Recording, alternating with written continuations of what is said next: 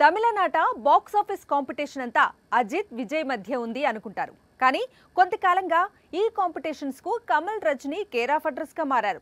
Vikram, Jailer లాంటి చిత్రాలతో terrific comeback ఇచ్చారు.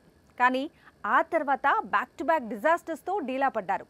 ఇప్పుడు ఎట్టి పరిస్థితుల్లో హిట్ కొట్టాలనే కసితో కనిపిస్తున్నారు ఈ సీనియర్ సూపర్ స్టార్స్. 2 ఏళ్ల క్రితం విక్రమ్ సినిమాతో ఇండియన్ సినిమాకు, ముఖ్యంగా కోలీవుడ్ కు గొప్ప కంబ్యాక్ ఇచ్చాడు లోకనాయకుడు కమల్. ఆ తరువాత చాలా చిత్రాలు ఒప్పుకున్నప్పటికీ విక్రమ్ తరువాత భారతీయుడు సీక్వెల్ రిలీజ్ కావడమే ముఖ్యం అనుకున్నాడు. అందుకే భారతీయుడు 2 రిలీజ్ చేశాడు. కానీ ఈ సినిమా కోలీవుడ్ హిస్టరీలోనే బిగ్గెస్ట్ డిజాస్టర్ గా నిలిచింది.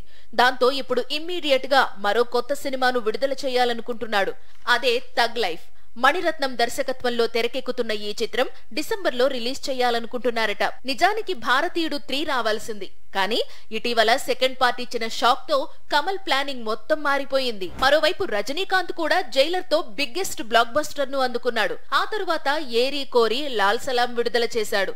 కానీ ఈ సినిమా బాక్స్ ఆఫీస్ దగ్గర దారుణమైన ఫలితాన్ని అందుకుంది. ఇప్పుడు దసరా లేదా దీపావళికి వేట్టాయన్ అనే మూవీతో తిరిగి రాబోతున్నాడు.